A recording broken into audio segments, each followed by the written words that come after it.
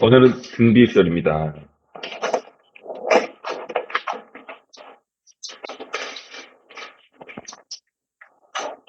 네. 여기가 아닌가요?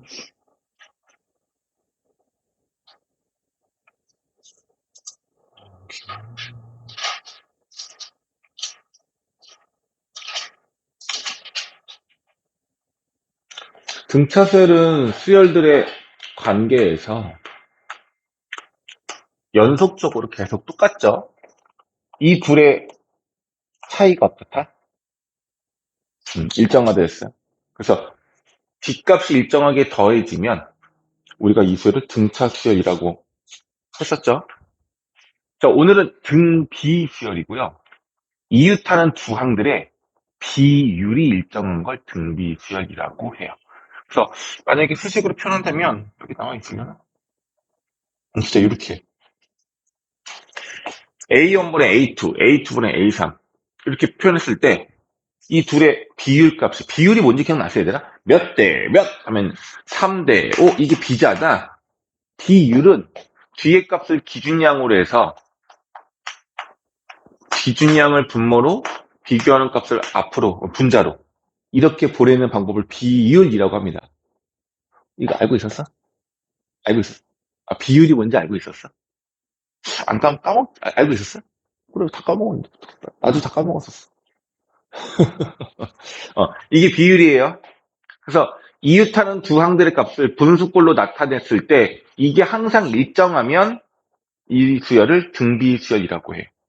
근데 이거는 마치 뭐라고 볼 수 있냐면 A1에서 A2로 갈 때 일정한 똑같은 숫자를 계속 곱하면 되는 거야. 앞항에다가 뒤에 앞항에다가 특정한 숫자를 곱해서 다음항이 나오고 그 다음항이 나오면 또 특정한 숫자를 곱해서 또 다음항을 만들어내는 거야. 이 관계의 규칙을 우리가 등비수열이라고 합니다. 이해가죠? 예시 뭐였어요? 3, 6, 12, 24. 다 뭐 해준 거야? 다 곱하기 2한 거죠? 그럼 이건 등비수열인 거야. 음. 뭐 표현 방법은 아까 처음에 나온 것처럼 이렇게 n번째 항에다가 r을 곱하면 다음 항이 된다는 뜻이에요. 얘가 다음 번째 항이잖아. 또는 얘를 이렇게 내리면 an분의 an 플러스 1이 항상 r로 일정합니다. 이 관계를 만족하면 우리는 등비수열이라고 합니다. 괜찮아요? 그래서 이게 일정하게 곱해지는 이 값을 우리가 뭐라고 하냐면 공차. 이 R값의 이름을 우리가 공차라고 할 거고요. 공차는 영문자, 커먼 레시티오 써있죠. 그래서 양문 약자 따가지고 R로 씁니다. 그리고 등차 수열은 AP였고 등비 수열은 GP라고 보시면 돼요. 느낌 알겠어요? 그럼 제일 중요한 건 뭐예요? 어떤 숫자가 일정하게 더해져서 만들어지는 수열 등차 수열. 일정하게 곱하기로 연결돼서 만들어지는 수열 등비 수열. 규칙은 알았어요. 제일 중요한 건 뭐예요? 수열을 그렇죠. 수열은 무조건 일반항 AN만 구하면 끝인 거잖아. 그래서 우리는 뭐가 필요해? 등비 수열의 일반항 AN을 구하는 방법을 배우면 될 거예요. 진짜? 잠깐만. 음. 그럼 한번 확인해 볼게요. A2는 A1에다가 공비 R을 곱한 게 A2예요. 등비 수열은. 그럼 A3은 A2에다가 R을 곱한 게 A2겠죠? A3겠죠? 근데 A2가 얘랑 같은 거 아니? 그럼 결과적으로 A1 곱하기 공비 곱하기 공비가 돼요. 그럼 A4는 어떻게 될까? 똑같이 A3 여기에다가 R을 하나 더 추가로 곱하면 되는 거니까 A1에다가 R 곱하기 R 곱하기 R 이렇게 되겠죠? 뉘앙스가 등차수열과 매우 흡사해요. 이게 뚜두두두 가면 AN은요 초항 A1에다가 R을 계속 곱하는 거예요. 그럼 얘가 몇 개가 곱하기로 연결되는지 이것만 보면 되는 건데 등차수열의 경우 등차수열의 AN은요 뭐였지? 이거는 비교를 해보자. 이거는 초항에다가 공차를 계속 더한 거였어. 그런데 이 전체 개수가 몇 개야? n개야. 그럼 이 중에서 공차의 개수는 몇 개야? n-1개였단 말이야. 마찬가지예요. 등비수열도 곱하는 거야. 더하는 거 아니라고. 더하는 거 아니고. 근데 몇 개를? 이 전체는 n개인 거야. 무조건 n개를 곱하면 되는 건데 첫 번째 값은 초항인 거고 나머지가 공비인 거기 때문에 실제로 공비는 몇 개를 곱하는 거다? n-1개를 곱하는 거다. 등차수열은 공차를 n-1개 더하는 거고 등비수열은 공비를 n-1개 곱하는 거다. 그래서 이거의 일반항이 얼마입니까? 라고 물어보면 초항에다가 공비만 n-1개를 곱하면 됩니다라고 기억하시면 돼요. 중요한 거는 전체가 n개인데 그 중에 하나는 초항, 나머지는 전부 공비. 이렇게 보시면 돼요. 등차는 더하는 거, 등비는 곱하는 거. 끝. 일반항. 그럼 우리가 이용할 수 있는 내용들은 어떤 게 있냐? 만약에 AO, 얘가 만약에 등비수열인데 AO가 만약에 뭐 10입니다. 라고 했다면 우린 이 값을 어떻게 바꿀 수 있어야 돼? AO는 초항에 공비를 몇 번? 4번 곱한 것이고 그게 10이야. 라고 말해주면 되는 거야. 그럼 여기 추가 조건으로 A7이 뭐 48이다.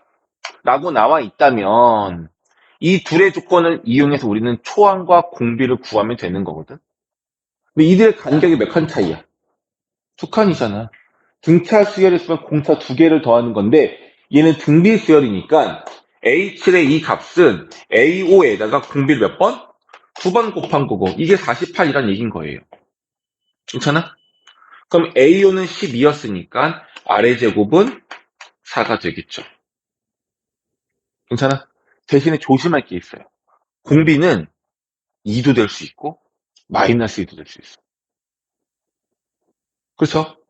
공비는 양수다 음수다는 조건이 없으면 이런 조건식이 주어졌을 때는 음수도 되고 양수도 될 수 있다는 이 두 가지 상황을 모두 고려해 줘야 된다. 이게 조금 특이점인 거고 이것만 주의한다면 괜찮을 것 같다.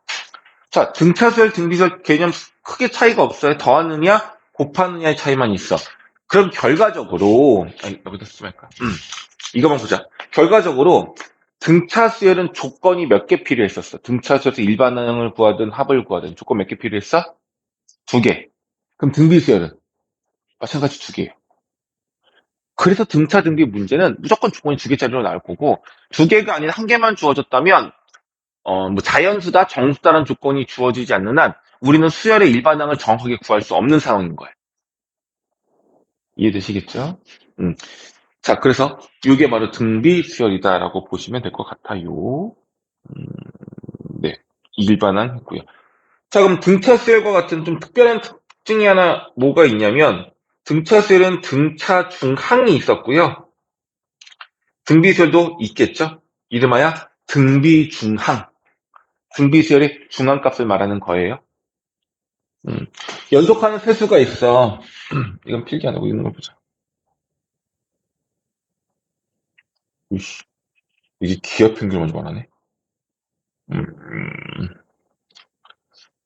그래? 그래? 혹시 산술기하 평균 기억나나요?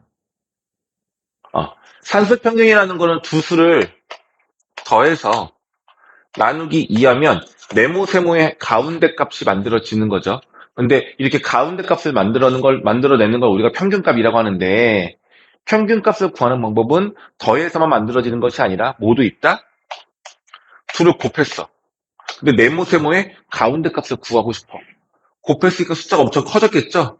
곱한 다음에 뭘 해줘? 루트를 취해줘. 그럼 이것도 우리가 평균이라고 볼 수 있었던 거예요. 만약에 2개가 아니라 A, B, C 이 세 수의 평균을 구하고 싶어요.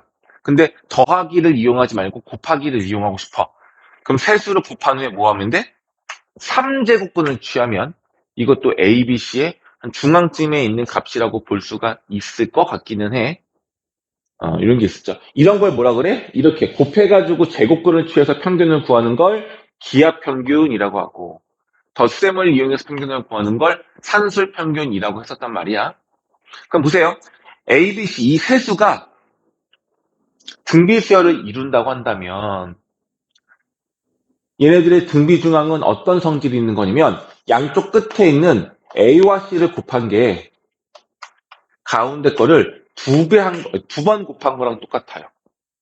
이 조건식은 양쪽에 제곱권을 쳐면 루트 AC가 B랑 똑같다는 얘기인 거고, 이 조건은 마치 AC의 무슨 값? 평균값. 근데 무슨 평균이야? 곱하기를 이용한 평균. 기압 평균으로 값을 구한 것이 가운데 있는 B랑 똑같다라는 기압 평균 공식과도 일치합니다. 뭐 이렇게 매칭을 할 필요는 없어.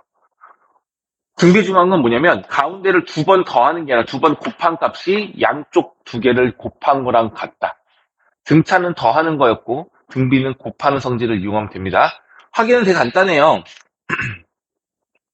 얘가 A, 얘를 뭐라고 보면 돼? AR. 얘를 뭐라고 보면 돼? R을 한 번 더 곱하는 거니까 AR 제곱. 그럼 얘랑 얘 곱하면 A 제곱 R 제곱 되겠죠? 곱하면 그 값은 가운데는 AR을 뭐한 거랑 같은 거야? 제곱하랑 같다. 이렇게 볼 수가 있어서 증명은 어렵지 않게 가능합니다. 됐습니까? 이게 등비중항입니다. 그럼 이거는 우리가 언제 어떻게 쓸 수 있는 거냐면 자 이런 거야. 등차 수열이었어. 만약 얘가 등차 수열이었으면 얘네들의 가운데 값이 얘고 얘네들의 가운데 값이 얘예요. 그래서 이거 두 개 더한 거랑 이거 두 개 더한 거랑 어떻다? 같다. 근데 이게 만약에 등비 수열이라면 얘 둘을 뭐 하면? 곱하면 그거는 A3의 제곱이랑 같은 거고 마찬가지로 요 둘을 뭐 하면? 곱하면 가운데 있는 것을 제곱한 거랑 똑같아요. 그래서 결과적으로 양쪽 끝에 있는 것끼리 이렇게 둘 곱한 거랑 이렇게 둘 곱한 거랑 어떻다? 같다. 등비수열은 더하지 않고 곱한 것들로 특징을 만들어내는 겁니다. 이게 등비중앙이 되겠습니다. 어렵지 않죠? 다 했어? 다 했어. 자, 예제 한번 볼게요. 이 x8y 이 내수가 등비수열을 이룬대요. 그러려면 xy가 얼마면 될까요? 라는 문제예요. 이렇게 보면 돼. 8은 초항 2에다가 공비를 몇 개? 두 개 곱한 거야. 그럼 r제곱은 얼마야? 4예요. 그럼 r은 얼마야? 하나가 아니죠? 두 개가 나올 수 있죠? 플러스 2가 될 수도 있고 마이너스 2가 될 수도 있어요. 이걸 조심하라는 얘기예요. 그래서 x의 값은 공비가 만약에 2라면 2, 4, 8, 16 이렇게 될 수 있는 거고 r 값이 음수라면 2, 마사 8, 마16 부호가 뿔마가 될 거예요. 그러네. 공비가 음수면 음수값을 계속 곱하는 거기 때문에 부호는 뿔마. 교대 부호로 계속 번갈아 나올 것 같아요. 그런 특징이 있겠네요. 됐죠? 그래서 만약에 문제에서 이 XY가 양수라는 조건이 없다면 그냥 풀어야 되는 거예요. 값이 몇 개가 나와야 돼? 두 개가 나와야 되는 거예요. XY 값을 구하는 게. 자, 여기는요. 똑같죠? 9X1Y. 느낌으로 봐도 여기서 이거 두 칸 옮긴 건데 R제곱을 곱하면 9에서 1로 바뀌는 거니까 R제곱은 얼마야? 9분의 1인 거고 R은 얼마야? 뿔마 3분의 1 되는 거겠죠. 얘는 그래서 절대값이 3이고 절대값이 3분의 1일 건데 부호가 뿔뿔일 수도 있고 마마일 수도 있다. 이렇게 보시면 되겠습니다. 그래서 결론은 뭐냐면 등비 수열 말과 함께 조건이 두 개만 주어져 있으면 우리는 모든 값을 구할 수 있어요. 일반항을 구할 수 있겠다라는 겁니다. 됐죠? 괜찮아요? 어렵지 않죠? 근데 개념상으로는 등차 수열과 큰 차이가 없어서 어렵지 않아. 무슨 말이냐면 조건 두 개, 그러면 A하고 R 연립해서 계산하면 답 나와요. 누구나. 어렵지 않게. 그런데 등차 수열의 경우는 그 두 가지 조건을 이용해서 우리가 계산하는 과정에 1차식이 대부분이고 끽해야 2차식. 왜냐면 등차 수열의 합 S에는 N에 관한 몇 차식? 2차식으로 풀면 되는데 조건은 두 개지만 등비 수열은 좀 불편해요. 심지어 우리가 계산을 못할 수도 있어. 무슨 말이냐면 미지수는 두 개고 식은 두 개인데 얘네들의 차수가 1차, 2차가 아니야. 왜? 지수식이잖아, 지수식. 그러니까 만약에 문제에서 A9가 뭐 10이야 라고 주어졌어. 그럼 A9를 A 곱하기 R의 8제곱은 10이라고 바꿀 수도 있는데, 바꾸는 건 어렵지가 않은데, 이건 8차식이잖아, R이거나. 그럼 잘못하면 계산이 8차방정식 이상이 될 수도 있다고요. 그러니까 조건식은 맞는데, 계산이 잘 안 될 수 있어요. 그럼 다시 물어볼게, 얘들아. 우리는 그러면 모든 다항함수, 그러니까 정방정식, 3차 방정식, 4차 방정식, 5차 방정식, 우리 다 계산할 수 있는 거 맞아, 안 맞아? 맞아, 맞아. 안 맞아? 뭐, 바로 바뀌네. 맞아? 진짜 맞아? 그렇죠. 우리 사실은 밥이에요. 욕 안 했어. 우리는. 야, 우리 3차 방정식 제대로 못 푼다니까? 이게 되게 중요한 거야. 3차 방정식? 에이, 에이, 쉽게 해줄까? 풀어봐. 못 푼다니까요. 꼴랑 이거 5%. 이거 해 있어, 분명히.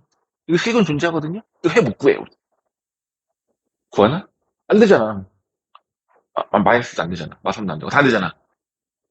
우린 진짜 삐리리예요. 우리는 3차 방정식 못해요. 해를 구할 수 있는 것들, 인수분해가 되는 것들이 주어졌을 때만 해 구할 수 있는 거란 말이야. 그럼 우리 같은 밥이, 안 했어? 아무튼 안 했어? 8차 방정식 풀 수 있겠냐고요? 못 푼다니까요. 그러니 뭐가 확실하냐면, 등비시설 문제가 나왔을 때 계산하는 과정은요, 분명히 계산이 가능한 쉬운 숫자들만 나오지 않을까 싶어요. 그러니까 너무 복잡해서 우리 못 푼단 말이야. 무조건 인수분해가 돼가지고 뾰로롱 이렇게 나올 수 있게끔 나온다는 얘기인 거야. 그러니까 뭐 억지로 예를 들면은 만약에 이 문제가 여기가 10이었어 이거였어. 그럼 이거 조리제법 돼요. x에다가 2 대입하면은 해가 되거든. 보이죠, 보이죠, 보이죠, 보이죠? 응, 해줘, 맞죠?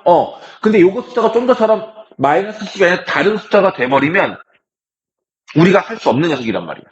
그래서 등비수열도 반드시 그렇게 계산이 뾰로롱 해서 잘 될 수 있는 녀석들만 나올 거야. 근데 그게 막상 봤을 때는 차수가 높고 숫자가 많다 보니까 잘 안 보일 수는 있어요.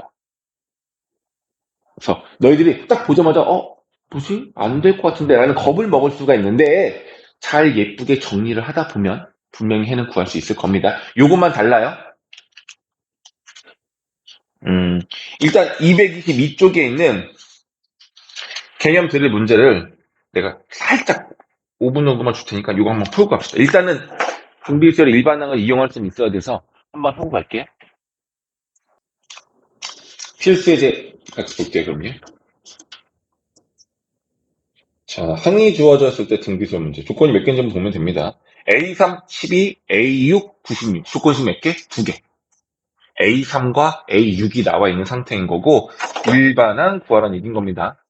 그냥 이렇게 보자고. A3이 12, A6이 96인데 몇 칸 움직인 거냐면 3칸 건너뛴 거니까 R을 몇 번? 3번.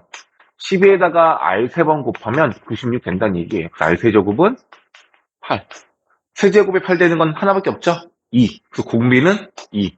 이렇게 해가지고 또 공비 2 넣으면 A 값도 나오지 않겠나 싶어요. 그래서 일반항 구할 수 있을 것 같고요. A9도 구할 수 있겠죠. 어렵지 않은 문제였고. 자, 봐봐. 다 똑같아요. 얘는 공비가 양수어 처음에 말을 해주고 있고 조건식 몇 개예요? 결과적으로. 조건식이 2개예요. 이거 2개 더한 거, 이거 2개 더한 거. 조건식 2개야. 그럼 초항과 공비를 무조건 구할 수 있다는 얘기야. 계산을 하면 무조건 구할 수 있어요. 그런데 우리가 구하려는 게 A5 더하기 A6. 얘들아, 만약에 이 문제가 등차 수열 문제였다면 앞에 2개, 그 다음 2개, 그 다음 2개잖아. 그렇죠? 그럼 다시 물어볼게. 얘네가 만약에 등차 수열이 있다면, 등차 수열이라면 이거 2개, 이거 2개, 이거 2개. 등차 수열 이준덕 할 수 있어, 없어? 있었죠? 2개씩 묶으면 걔네들도 여전히 등차 수열 이룬다고 했었잖아. 맞죠? 그럼 이제 등비 수열이 될까요? 2개씩 묶었어. 이것들도 등비 수열 이룬다. 참 거짓. 거짓. 참입니다. 자, A1, A2, A3, A4, A5, A6이 있어요. 얘는 등비수열이라고 해, 등비수열. 2개씩 보세요, 2개씩. 이 2개씩을 뭐 한다는 얘기야? 더한다예요. 그러면 A1과 A3의 관계는 공비가 얼마만큼? 두 개. R제곱을 곱한 거죠. A2에서 A4도 뭐야? R제곱을 곱한 거죠. 얘네 둘씩만 보면 둘 다 R제곱 곱한 거잖아. 서현 핸드면 뒤로 올라갔어요.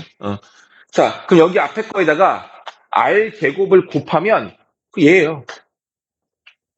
분배 법칙으로 R제곱 곱하면 A1이 A3, A2가 A4가 될 거잖아. 또 마찬가지로 여기서 뭐 하면 R제곱을 곱하면 돼요. 그래서 중요한 겁니다. 등차 수열뿐만이 아니라 등비 수열도 개수를 똑같이 해서 연속적으로 이렇게 묶으면 그 묶음의 합들은 등차 등비 수열 그대로 이룹니다. 근데 지금은 할 수 없지만 나중에 가면 등비 수열은 곱한 것들도 성질이 또 있어요. 더하는 게 아니라 곱한 것들도 어떤 특별한 성질도 이룹니다. 그런 것도 알 수 있는데 아직 뭐 거기까지 안 할 거고. 어쨌든 두 개씩 묶으면 된다는 얘기죠? 그럼 뭐예요? 이 문제 A1, R 안 구해도 돼. 그러니까 얘네가 등차 수열인, 등비 수열인 거야. 그럼 여기가 4였어. 얘가 이거 됐어. 얼마 곱한 거야? 9 곱한 거죠. 그럼 여기서 이렇게 넘어갈 때 9가 곱해진 것이니 여기서 1로 넘어갈 때도 어떻게 되면 돼? 곱하기 9 하면 된다는 얘기예요. 성질을 외우면 까먹습니다. 원리를 아셔야 해요. 알겠죠? 그래서 등차와 등비 모두 같은 개수로 묶었을 때 그것들을 더하면 여전히 수열을 이룹니다. 자, 3번 문제. 이건 조건이 과조건이야. 등비 수열 나와 있는데 초항이 2, 둘장이 6. 그럼 공비 얼마예요? 공비 3이잖아. 그럼 일반응이 얼마야? 2 곱하기 3의 몇 제곱? 그치, n-1제곱. 이렇게 되는 거잖아. 이 값이 얼마래? 1458. 계산하라고요. 이 약분하고 나서 3의 거듭제곱 찾으면 되겠죠? 그럼 n값 나올 거예요. 조건이 두 개만 있어도 되는데 무려 4개나 나와 있어. 과조건입니다. 2번, 첫째 항이 2, 공비가 2. 첫째 항과 공비가 같으면 원래 A1 곱하기 R의 N만 쓸 제곱인데 얘도 2, 얘도 2. 이게 같으면 결과적으로 R의 N제곱이라고 말할 수가 있겠네요. 그래서 예쁘네 아주. 이번에 일반항은 AN이 얼마야? 그냥 2의 N제곱. 이거 얘가 처음으로 얼마보다? 만이야? 천이야? 만이야. 10의 4제곱보다 더 크게 되는 순간을 찾아달래요. 어쩐지. 로그가 있죠. 이 조건에 만족하는 n값을 구하세요. 왜냐면 우리는 2의 10제곱이 1024라는 건 알지만 만에 가까운 거듭제곱은 못 외우고 있잖아. 나도 못 외워. 몰라 난 1000까지밖에 몰라. 그래서 어떻게 해야 돼? 이 부등식을 풀려면 다시 로그 부등식이 되는 거라서 로그를 취해야 되겠죠? 미수가 얼마? 문제에 나와 있는 게 상용로그니까 상용로그 취해야죠. 그러면 n 로그 2 상용로그 취하면 4 얘는 0.301 0.301 여기다가 없애주고 3분의 10 대충 곱해볼게요. 얼마 돼? 3분의 40인 거니까 얼마? 13. 이렇게 되겠죠. 그래서 n값은 13. 보다 커야 되는 거니까 한 14 정도가 되지 않을까요? 마지막 계산은 로그를 이용하는 문제였습니다. 없네요. 쉽네요. 자, 이것도 분명히 했을 겁니다. 조건이 두 개예요. 첫째 항이 3분의 2, 다섯째 항이 54. 조건 두 개인 거예요. 맞죠? 그런데 무조건 얘네들 다 구할 수 있는데 어떤 식으로 할 거냐면 얘네들의 셋을 다 더한 값을 구하자라고 했는데 일단 얘네 둘을 곱한 거랑 y를 제곱한 거랑 어때야 된다? 같다. 그럼 이거 곱하면 얼마야? 36이죠? 암산 맞니? 그럼 y는 제곱해서 36인 거니까 뿔마 6이 되어야 되는데 모두 양수다라고 했으니까 y는 6이다 라고 할 수 있을 것 같아요. 근데 x하고 z도 구해야 하는데 이거 아니에요? 또다시 얘네들을 이용하면 뭐 할 수 있어? 등비 중항 이용할 수 있잖아. 또 이용하면 되잖아. 그럼 얘네들 곱하면 4거든요? 그럼 x는 2가 되겠죠. 그래서 공비가 얼마인 거야? 3인 거죠? 그게 얼마? 18. 이렇게 순차적으로 하나씩 등비 중항을 이용해서 구하시면 될 것 같아요. 그렇죠? 아니면 이렇게 해도 돼요, 사실은. 3분의 2에서 4칸 움직여준 게 54니까 공비를 4번 곱한 게 54야. 라고 해서 R제곱은 9가 되고 R은 3이다라고 구할 수 있어요. R 값이 양수라서. 이렇게도 상관은 없습니다. 알겠죠? 굳이 등비중앙 이용할 필요 없는 문제에는 어차피 다 구해야 되는 거라서 이렇게 풀 수 있는 문제.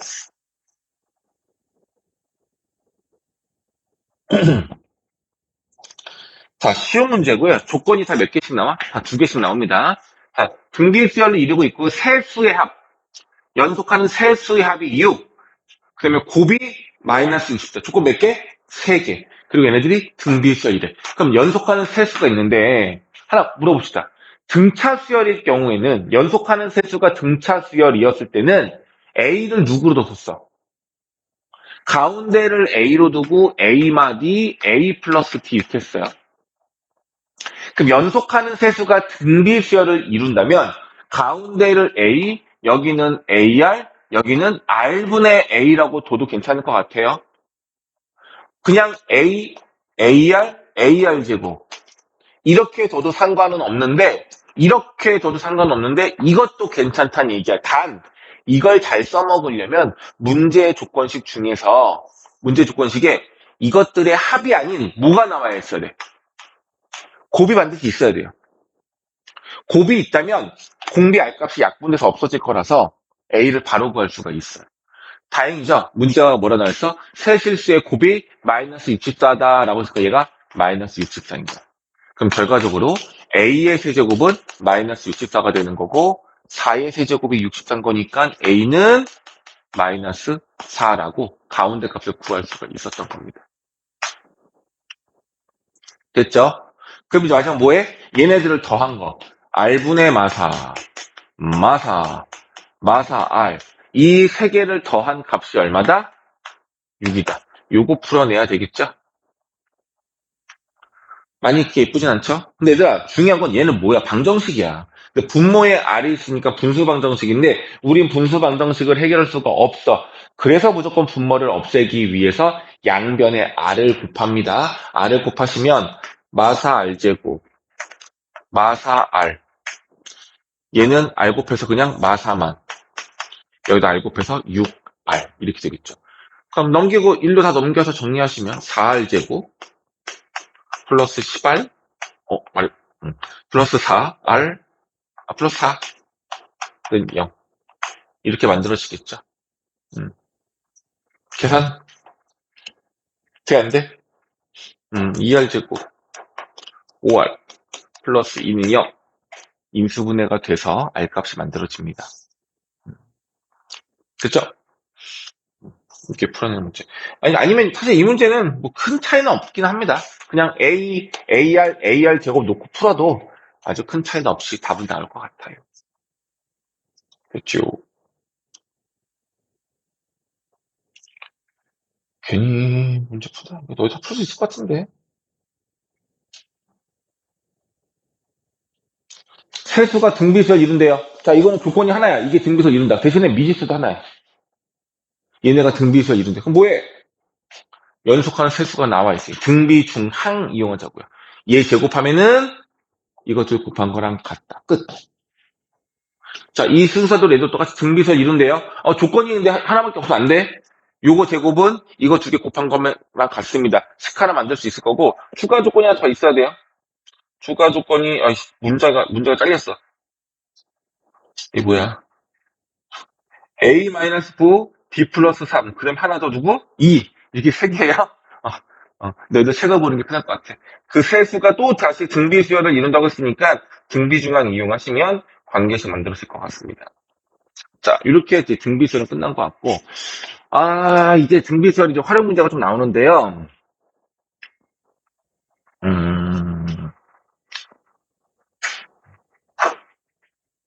이 내용은, 엄밀히 말하면 이제 이런 이제 반복적으로 규칙적으로 도형이 변화하거나, 모양이 좀, 프렉탈이라고 해가지고 좀, 줄기세포가 뻗어나가는 듯한 모양을 갖고 있는 규칙성이 있는데, 등비수열을 이용해서 이 성질을 우리가 쉽게 파악할 수는 있는데요. 이건 엄밀히 말하면 나중에 극한, S2에 가서 다시 배우는 내용이기도 하거든요. 그래서 아주 자세하긴 하지는 않을게요. 그냥 한번 해보겠습니다. 어떤 뉘앙스인지만 볼게요. 자, 뭐냐면 첫 번째 도형 S1은 정삼각형에 중점을 연결해서 안쪽에 있는 삼각형 넓이를 빼내겠다는 얘기예요. 그랬을 때의 넓이가 요 작은 거, 요 세 개의 넓이를 더한 것이 S1이라고 하는 거예요. 두 번째 넓이는 뭐냐면 색칠되어 있던 이 삼각형에서, 세 개의 삼각형에서 다시 각각의 중점을 연결해요. 그래서 다시 삼각형을 만들어. 그래서 요 부분의 넓이를 다시 떼어내겠다는 얘기야. 그럼 넓이가 늘어난 거야, 줄어든 거야? 줄어든 거죠. 그 두 번째 색칠된 부분의 넓이를 합친 게 S2가 되는 거고요. 그 다음에 다시 이 색칠된 9개의 삼각형에서 중점들을 다 뭐해? 연결해서 다시 뭐해? 그 안에 부분을 다시 또 떼어내요. 그게 뭐라 그래? 세 번째 넓이가 되겠다라는 얘기인 겁니다. 이해됐니? 그랬을 때 뭘 구하라? SN을 구하라는 얘기인 거예요.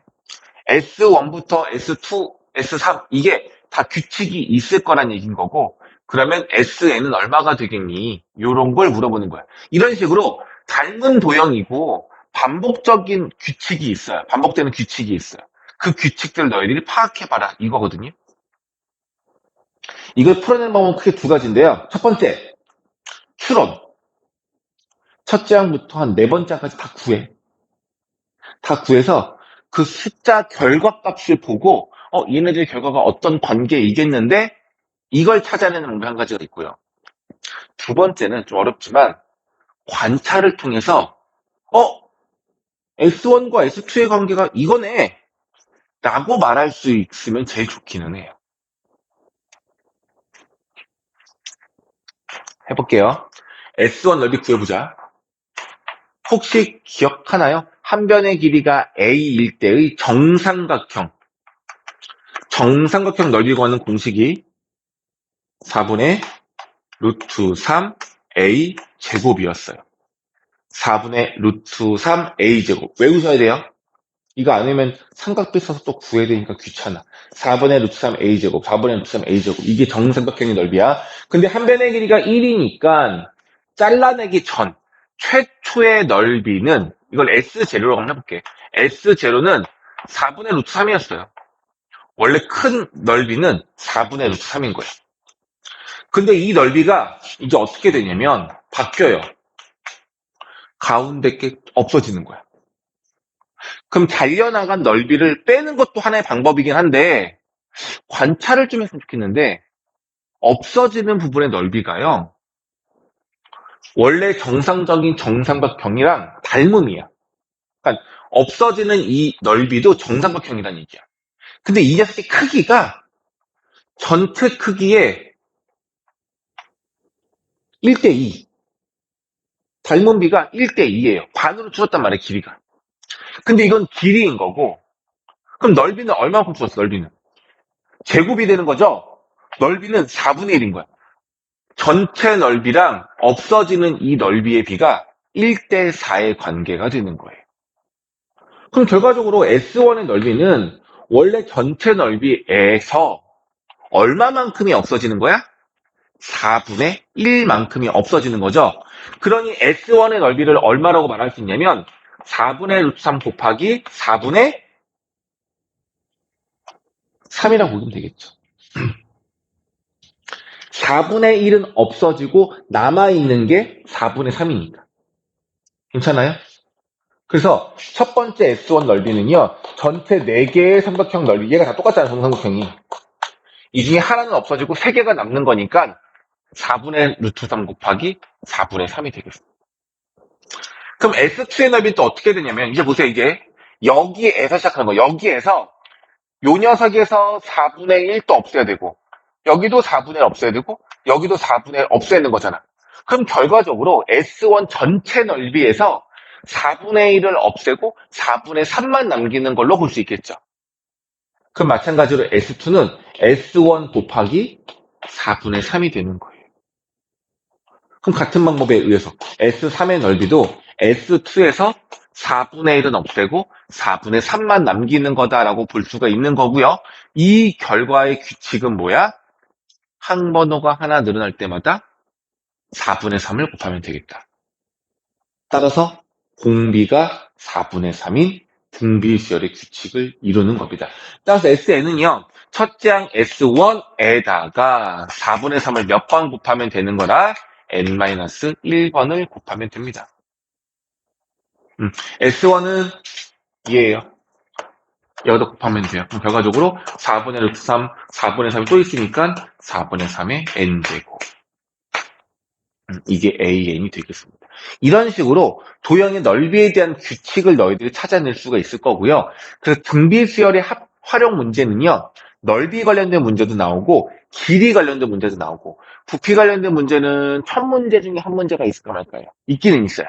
정말 간헐적으로. 근데 대부분은 길이와 넓이에 관한 활용 문제로 출제가 됩니다. 저 봐봐. 징그럽죠. 이런 거, 징그럽잖아.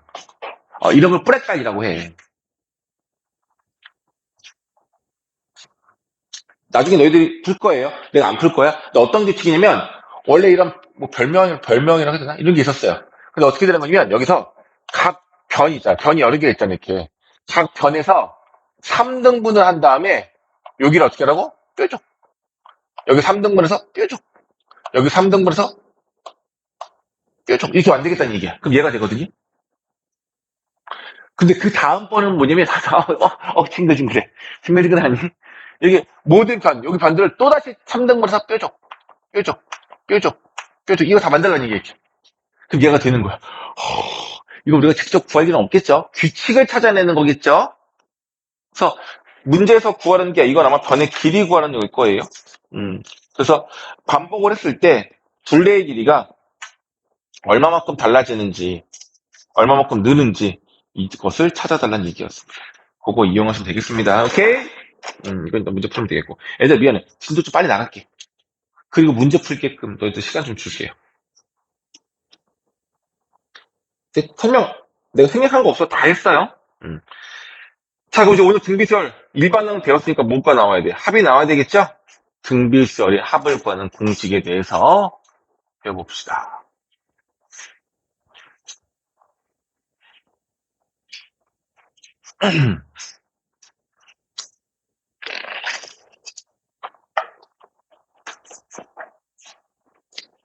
음,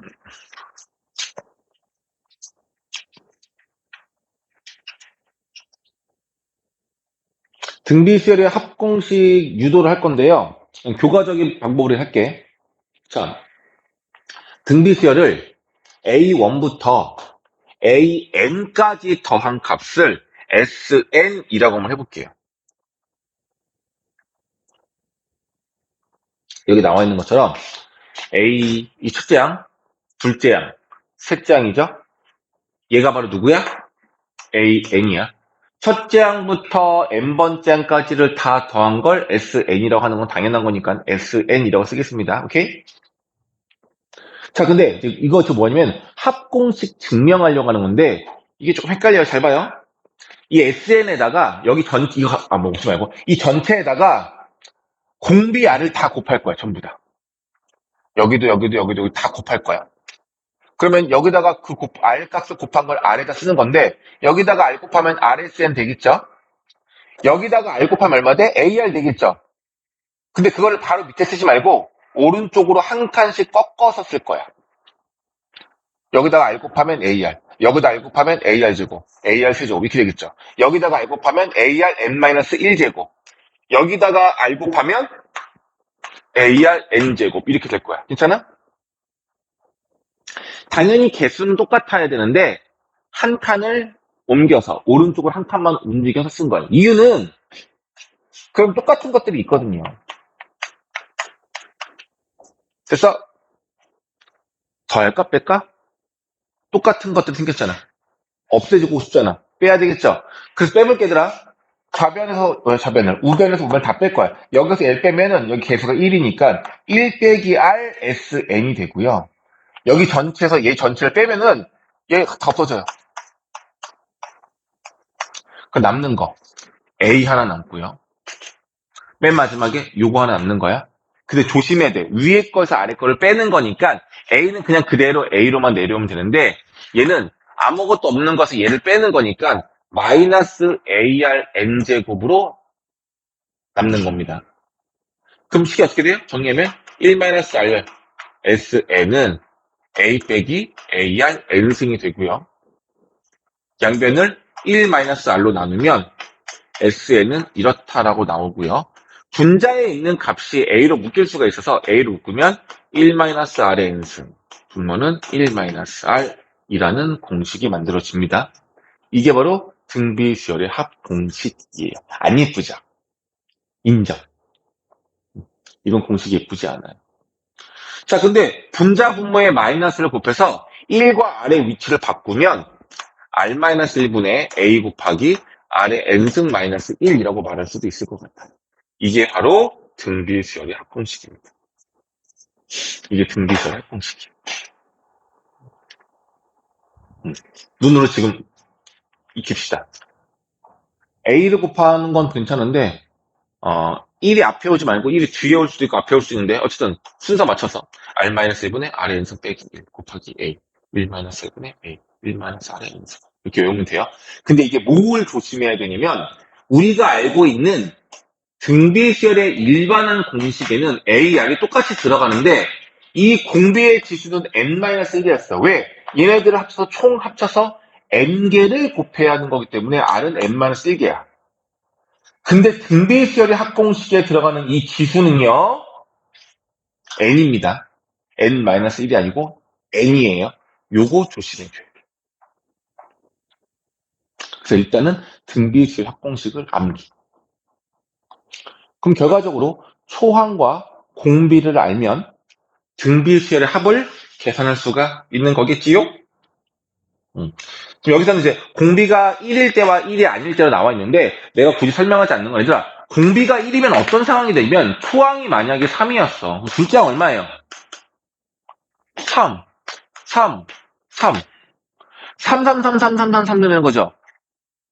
이거를 공비가 1인 등비수열이라고 말할 수도 있는데 이렇게 말할 거면 공차가 0인 등차 수열이라고 말할 수 있는 거 아니에요? 하잖아. 이거 다 되는 거야. 그럴 수도 있는 건 맞기는 한데, 이건 뭐 우리가 일반적으로 우리가 다루는 등비수열이라고 볼 수는 없어서 굳이 내가 좀 취급하지는 않는 겁니다. 알겠죠? 왜 이거 할 때, 야, 봐, 이거 10개 더하래. 얼마야? 다 3인데 10개 더 얼마야? 30이겠죠? 이거 뭐 공식할 건 없는 거잖아. 그걸 설명하고 있는 거라서 이 합에 대해서는 내가 취급하지 않겠다라는 얘기인 겁니다. 자, 예제 한번 풀어봅시다. 초항이 2, 공비가 3, 10번째, 10개 항이래요. 다 해보자, 계산이. 여기 지워볼게. 자, 그럼 이렇게 하면 돼요. SN, 등비수열 SN은 공비가 3이에요. 그럼 이제 공식이 두 개가 있잖아. 1-R 공식이 있었고, R-1 공식이 있었어. 어떤 걸 써도 상관은 없어요. 너희들 마음이야. 근데 이 공식을 왜 두 개를 써놨냐면은 이것 때문이야. R 값이 1보다 작을 때는 여기에 쓰시고, R 값이 1보다 클 때는 이걸로 쓰세요. 그래야 음수가 안 생겨. 그래야 계산이 실수가 없어. 그래서 공식이 두 개인 거예요. 이 문제의 공비는 3이니까 R-1 공식을 쓸 거야. 한번 해볼게. R-1. R 몇 개? 10개 마이너스 1. 이렇게 먼저 쓰라고 어렵지 않잖아. 대신에 맨 앞에 뭘 곱해줘야 돼? 초항값 2. 이렇게 써주시면 돼요. 끝. 이거 계산하면 2인데, 이거 예쁘네. 없어졌네. 3의 17곱 마이너스 1. 이건 계산할 수 없어요. 다음. 이거 안 나온다고. 이거 왜 나, 참 이상한 사람이야. 공비가 1이래. 그럼 얘 그냥 다, 모든 항이 다 똑같다는 얘기죠. 그럼 첫째 항이 3이고, 그게 7개 있으면 3, 7에 21 구하시면 되겠다. 이거 말고. 다시. 첫째 항이 마이너스 4고, 공비가 2분의 1이래. 그리고 10번째 항까지 합을 구하래. 그럼 이럴 때는 어떤 공식을 써? 1-R 공식 쓰라고. 1-R. R이 2분의 1이야. 1-2분의 1에 몇 제곱? 10제곱이야. 초항이 얼마야? 마사. 이렇게 쓰라고요. 알겠죠? 그러면 얘가 양수예요. 2분의 1, 마이너스 4. 2분의 1이 이거 냅둬 이거 바꾸지 마 일단. 그럼 요거는 2분의 1이고 양수 다 나왔잖아. 그럼 여기 2분의 1을 분자 분모에 2를 곱하면 마이너스 8 1 마이너스 2분의 1에 10제곱. 굳이 바꿔서 통분할 수 있지만 하지 않겠습니다. 이런 식으로 공비가 1보다 작을 때는 1-R 두 번째 공식을 이용하시면 좋겠고, 공비가 1보다 클 때는 R-1 공식을 이용하시는 게 조금 더 계산을 편하게 할 수 있는 방법입니다. 그래서 네, 공비가 3인 거 2분의 1 보시면 했으니까 넘어가면 될 것 같아요. 됐죠? 네, 요거가 돼요.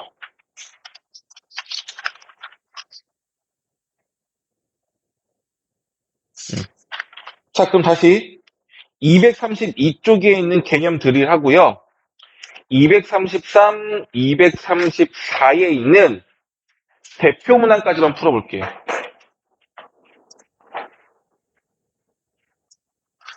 합조건 두 개가 주어져 있어요. 어쨌든 조건식은 두 개야. 이건 등비수열의 합이래. 그럼 무조건 우리 다 구할 수 있는 거라고요. 근데 조건 두 개를 이용해서 답을 구하는 방법이, 잘 봐봐요. 그냥 우리가 아까 배웠던 정석적인 방법을 이용한다면 합공식을 이용해서 풀 수는 있거든요. 여기 보자, 특성아. 공비가 얼마인지 모르니까 R 빼기 1분의 초항 A에 R의 세제곱 마이너스 1, 얘가 옵니다 라고 하는 공식 하나 쓸 수 있고요. 두 번째는 R-1 A에 R의 6제곱 마이너스 1이 45입니다 이렇게 나와 있어요. 이 두 개를 연립해야 된단 말이야. 근데 매우 안 예쁘죠? 매우 안 예뻐요. 이걸 한 문자에 관해 정리하는 것도 굉장히 불편하고 이상하단 말이야. 그래서 이 문제는 계산이 될 수 있게끔만 출제가 되거든. 바로 뭐냐면 여기가 3제곱, 여기가 6제곱. 얘가 만약에 5제곱이라든지 7제곱이었으면 이 문제 5%야, 우리. 얘만 바꾸는 거야. 얘를 합차 공식으로 R-1분의 A 그대로 써주시고, R세제곱 마이너스 1과 R세제곱 플러스를 바꿀 수 있어, 없어요? 바꿀 수 있잖아요. 맞죠? 그러면 얘가 2예고, 얘가 5란 얘기고요. 그럼 얘가 얼마란 얘기야? 9. 따라서 R세제곱은 8. R은 2. 이렇게 조건이 나오는 겁니다. R값이 딱 예쁘게 나온 문제이기는 해요. 쉬운 문제라서. 근데 R값이 정확하게 나오지 않을 때도 있어. R세제곱만으로도 우리가 원하는 답을 구할 수 있을 거야. 자, 포인트 다시 뭐예요? 얘를 보는 순간 다 똑같은데 얘를 제곱한 게 얘네. 그리고 뒤는 1이네. 그럼 얘는 R세제곱의 제곱 마이너스 1이라고 보면 되고, 얘가 1의 제곱인 거니까 합차 공식에 의해서 이렇게 바뀔 수 있구나. 요거 이용하라는 거예요. 되겠죠? 자, 그럼 이제 S9를 구해볼게요. S9는 공식 그대로 쓸게. R-1분의 A에 R에 9제곱 마이너스 1인 거잖아. 이 느낌이 와야 돼요. 여기 R9제곱 마이너스 1을 어떻게?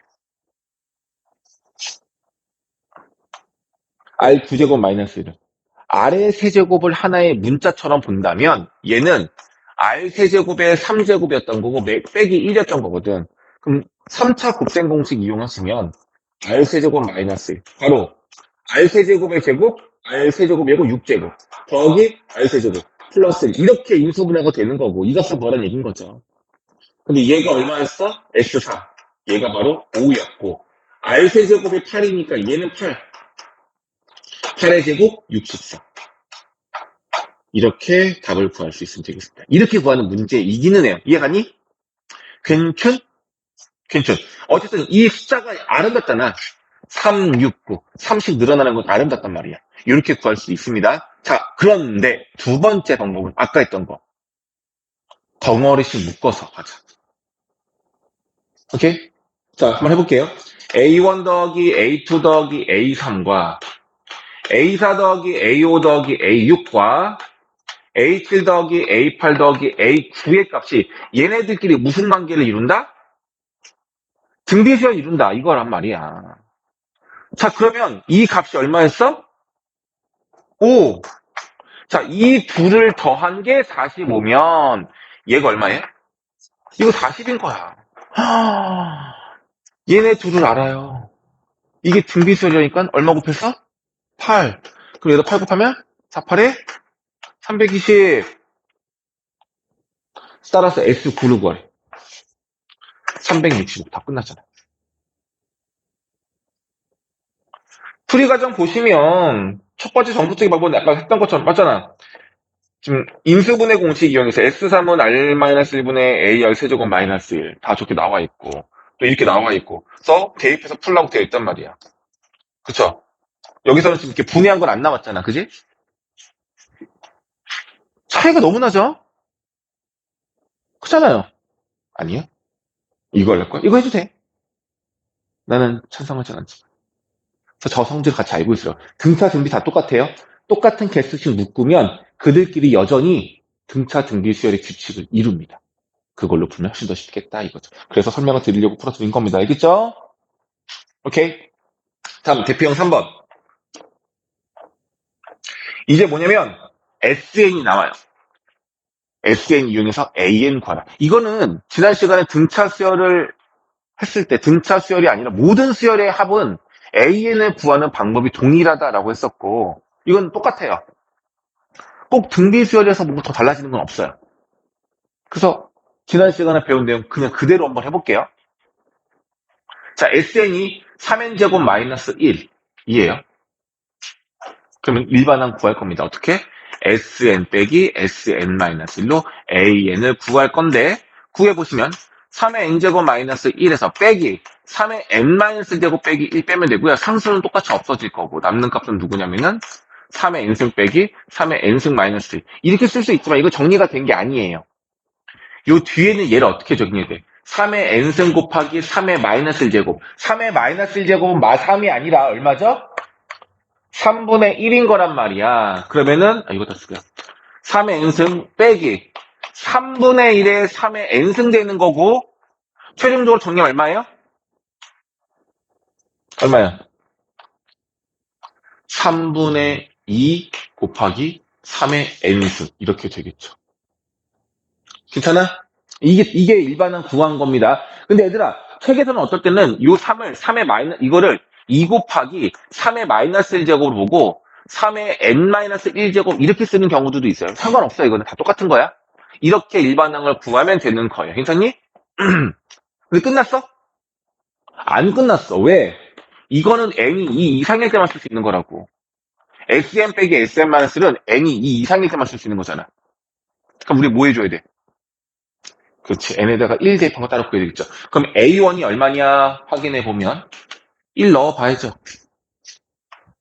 3의 1제곱 3 빼기 1은 얼마? 2예요. 그런데 여기다가 1을 집어넣으면 0제곱부터 똑같죠? 얘는 그럼 삐꾸가 아니야. 첫째 항부터 성립하는 정상적인 등비수열로 보고 일반항은 이것입니다 라고 봐도 괜찮을 것 같아요. 했니? 두 번째 문제. 비슷한데 상수값만 달라요. 자, 두 번째 문제는 다시 똑같이 한번 풀어볼게. AN 구해볼게요. 3의 n승 플러스 1에서 3의 n-1승 요거 빼시면 되겠죠? 되겠니? 그럼 계산해보면 결과적으로 똑같이 나와요.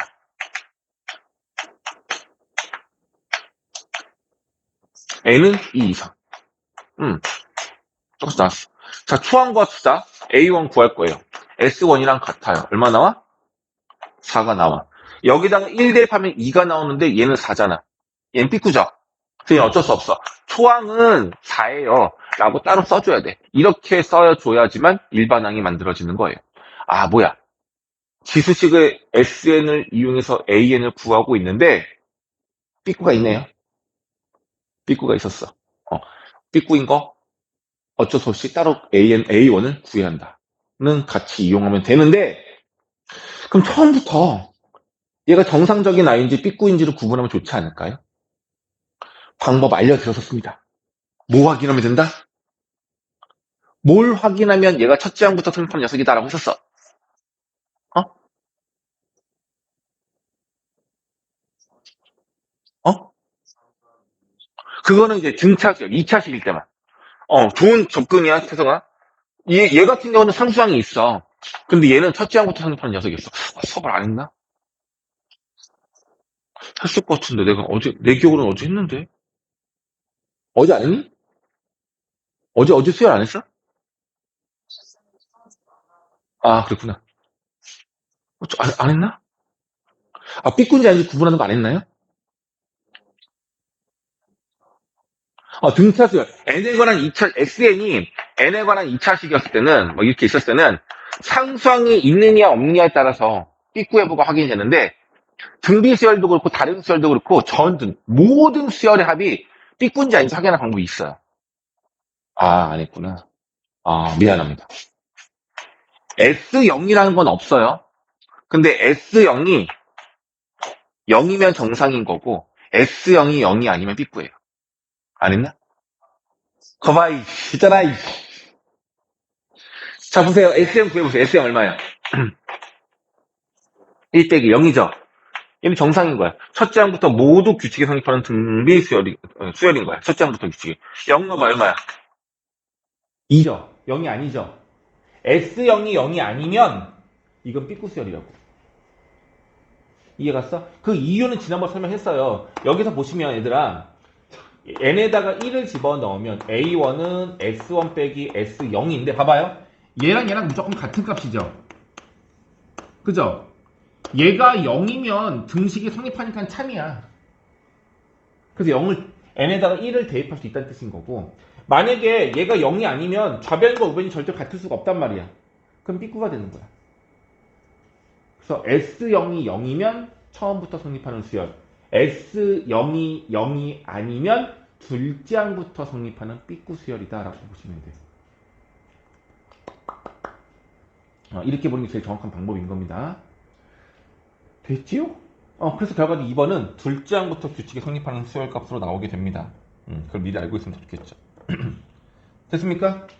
자, 여기까지가 이제 우리 책에 나오는 등비설의 일반항과 합에 대한 내용인 건데요. 지금 딱 한 가지가 안 했는데, 이제 이자 계산에 대한 부분이 지금 안 했어요.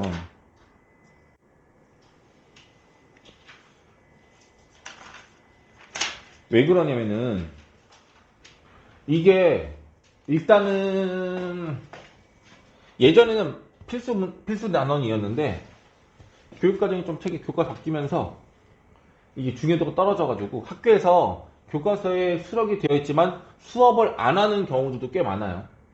이걸 원리합계라고 하는데 이걸 좀 안 하는 경우들이 좀 많아서 잠깐만 좀 고민인데, 이거 왜냐면 정확하게 공식을 사용하는 게 아니라 정확한 원리를 설명해야 되는데 그러면은 너희들이 많이 좀 힘들어하더라고. Anyway, 한번 볼게요. 봅시다. 일단 이자를 계산하는 방법 두 가지가 있는데, 여기서 소개하는 건 단리법이랑 복리법, 이렇게 두 가지를 설명하고 있거든요. 근데 단리법은 실제로 사용하지 않는 이자 계산이고 이건 말이 안 되는 계산이야. 그래서 그건 몰라도 됐는데 일단은 비교를 위해서 한번 보겠습니다.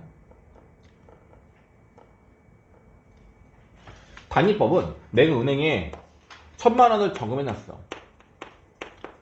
이자가 5%, 엄청 많이 주는 거 말도 안 돼요. 5%를 준대요. 그럼 1년이 지나면, 연이자예요, 연이자. 그럼 1년 후에 돈이 얼마가 이자 붙는 거예요? 50만 원. 이자 50만 원 주는 거예요. 오케이? 그럼 50만 원 감사합니다. 받았어, 그죠? 다시 또 1년이 또 지났어. 또 얼마 줘?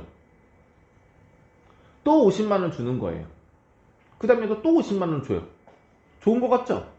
근데 이거는 일단은 좋지 않은 겁니다. 일단은 1,000만 원의 가치가 점점 줄어들 거고, 그냥 이자만 계속 주는 건데 이건 사기입니다, 사기.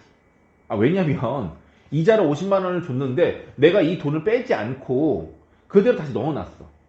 그럼 내 돈은 1년 후에 얼마가 되는 거야? 1,050만 원이 되는 거잖아.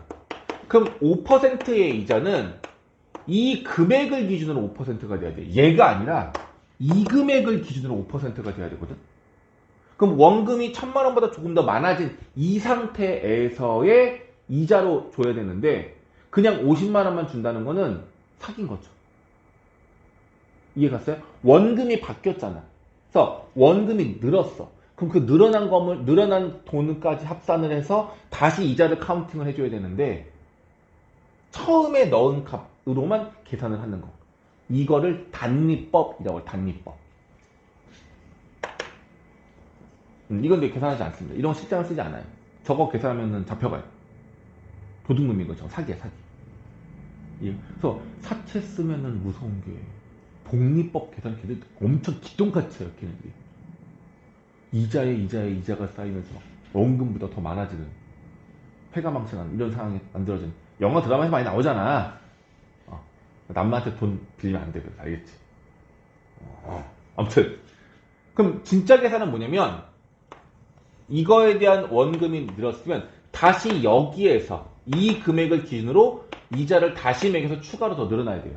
이렇게 쌓이는 계산을 복리법 계산이라고 합니다. 이해갔어? 그럼 한번 해볼게. 최초의 원금이 A1이었고 이율이 5%래. 그럼 1년 후에 나의 돈은 얼마일까요? A 곱하기 얼마죠?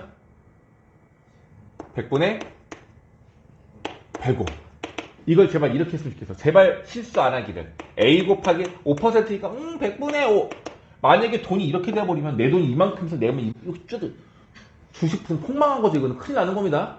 이거는 이자 금액인 거고 여기다가 A를 더해야지만 내 돈이 되는 거죠. 원래 돈이 있었으니까. 근데 이걸 따로따로 계산하면 복잡하기 때문에 한 번에 100분의 105로 하는 게 좋아요. 만약에 10%가 감소했다 그랬어. 그럼 100분의 90을 곱해야 되는 겁니다. 알겠죠? 요거는 꼭 기억했으면 좋겠어.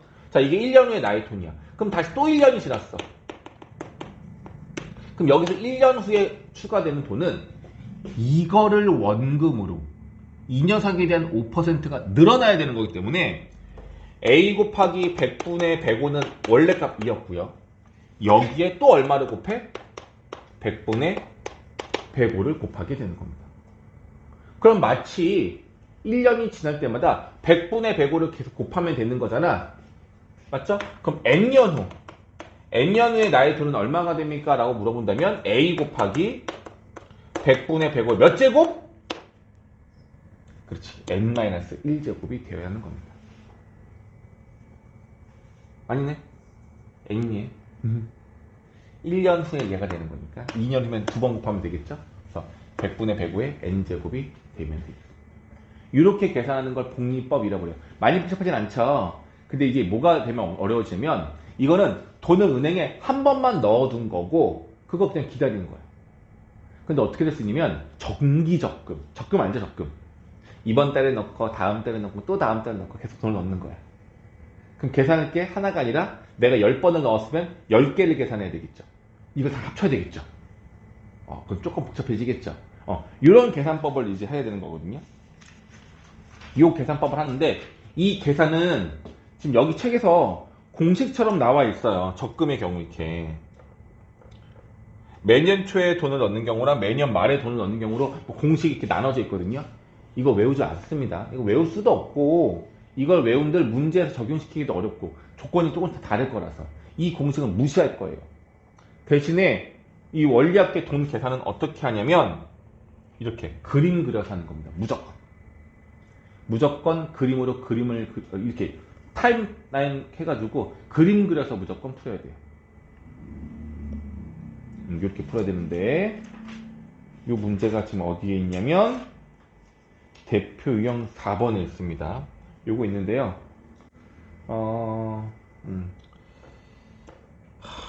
고민되네. 이거 다 설명하면 좀 되게 많은 걸 해야 되는데 그냥 간단하게만 한번 보여줄게요.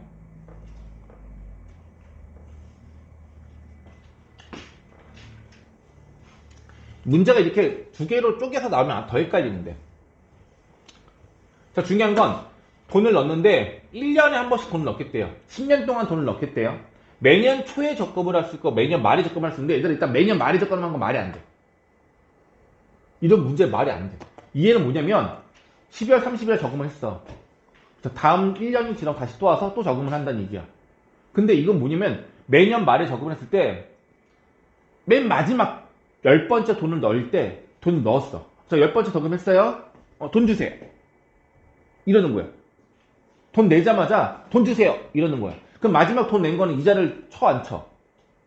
말도 안 되죠. 이제 기간이 안 지났잖아. 은행에 넣었다고 돈이 이자가 붙는 게 아니잖아. 기간이 지나잖아.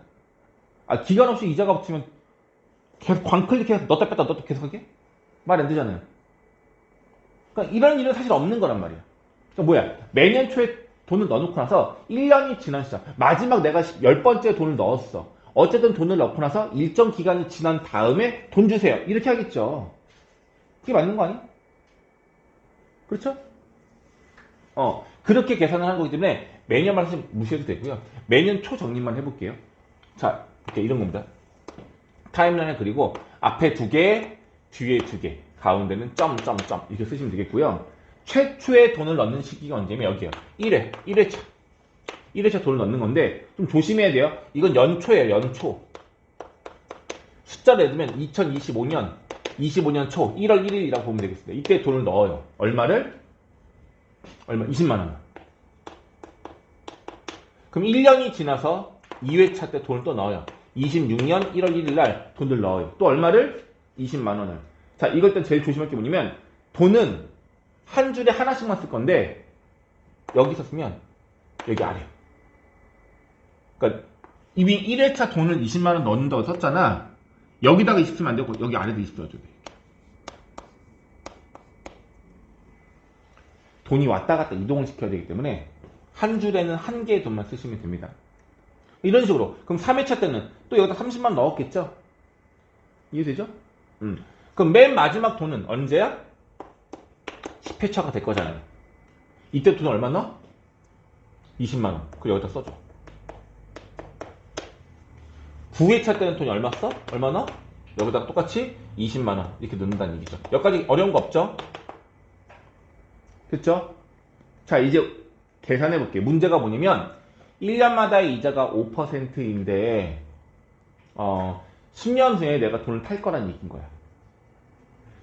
제일 중요한 건 시간이 지나면 돈의 가치는 달라지는 거라서 합계를 구하는 시점이 언제인지가 매우 중요합니다. 그럼 너희들이 생각해봐. 정상적이라면 돈을 계산하는 시점이 여기일까요?